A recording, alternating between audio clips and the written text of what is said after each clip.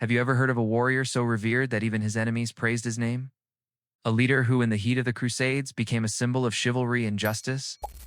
Today, we journey back to the 12th century to uncover the incredible story of Saladin, the man who united the Muslim world and faced down the might of Christian Europe. This isn't just a tale of battles and conquests. It's the story of a leader whose legacy of honor and mercy echoes through history. So, who was this legendary figure? Born as al-Din, Yūsuf ibn Ayyūb in 1137 in Tikrit, in modern-day Iraq, Saladin came from a prominent Kurdish military family. From a young age, he was immersed in the world of Islamic scholarship, military strategy, and statecraft. Unlike many of his peers who were drawn to power and wealth, young Saladin was known for his quiet, scholarly nature. He loved theology and law more than the battlefield. But destiny, as it often does, had a different plan for him. His uncle Shirkuh, a high-ranking commander for the Zengid ruler Nur al-Din, was his mentor. It was under Shirkuh's guidance that Saladin first set foot in Egypt, a land rich in resources but torn apart by political instability. This mission was a turning point.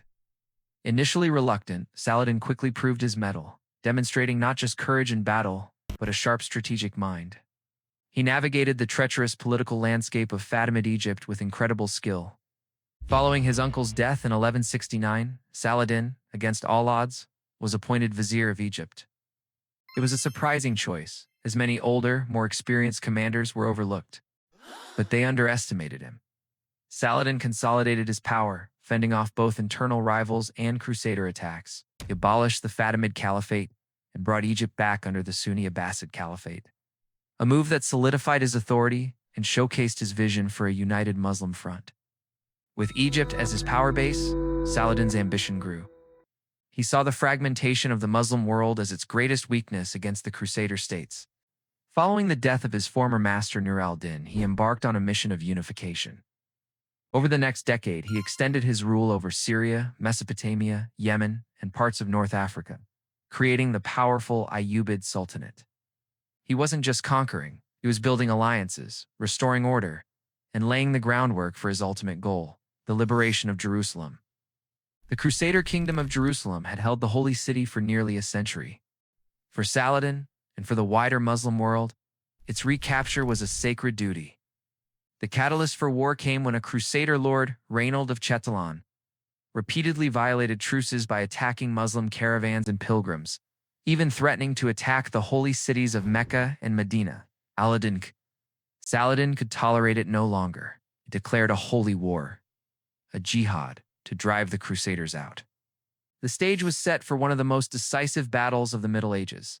In the summer of 1187, Saladin's massive army lured the combined forces of the Crusader states to a desolate, waterless plain near the Horns of Hattin. It was a masterful trap. Exhausted by heat and thirst, the Crusader army was encircled and systematically destroyed. The Battle of Hattin was a catastrophic defeat for the Crusaders. Their military power was shattered and the path to Jerusalem lay wide open. Just weeks later, Saladin stood before the walls of Jerusalem. The city that had been taken in a bloody siege 88 years earlier now awaited its fate. But Saladin was not a man driven by vengeance. Instead of a massacre, he offered generous terms of surrender. Those who could pay a ransom were allowed to leave freely. For those who couldn't, Saladin and his brother paid the ransom for thousands themselves and allowed many others to leave regardless. His clemency stood in stark contrast to the brutal capture of the city by the First Crusade and cemented his reputation for mercy, even among his foes. The fall of Jerusalem sent shockwaves across Europe and triggered the Third Crusade. Led by the three most powerful kings in Christendom, Frederick Barbarossa of Germany, Philip Augustus of France, and Richard the Lionheart of England. It was the showdown of the century. Saladin, the unifier of the East, against Richard the Lionheart, the legendary warrior king of the West. The two were formidable opponents. Richard was a brilliant military tactician, and he managed to recapture the key port city of Acre after a long and brutal siege.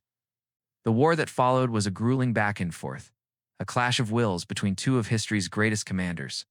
They fought fiercely, but a strange and profound respect grew between them.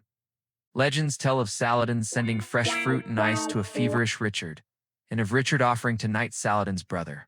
They were enemies on the battlefield, but they recognized the honor and skill in each other. After years of exhausting warfare, it became clear that neither side could achieve a total victory. Richard couldn't retake Jerusalem, and Saladin couldn't drive the Crusaders completely from the coast. In 1192, they negotiated the Treaty of Ramla. It was a remarkable compromise. Jerusalem would remain under Muslim control, but Christian pilgrims would be granted safe and free access to their holy sites. It was a pragmatic solution, a moment of diplomacy in an age of conflict. His life's work complete, Saladin returned to his capital, Damascus. But he would not enjoy a long peace. Just a few months later, in March 1193, he fell ill with a fever and died at the age of 56. When his treasury was opened, his advisors were stunned. The ruler of a vast empire had left behind almost no personal wealth. He had given it all away to his subjects and to charity. He was buried in a simple tomb, which can still be visited today, adjacent to the Umayyad Mosque in Damascus. Saladin's legacy is immense. For the Muslim world, he is a hero of epic proportions, the warrior who restored Islamic honor and unified its people. But his story transcends religious and cultural divides. He became a figure of admiration in the West, celebrated in European literature as the epitome of the noble Saracen.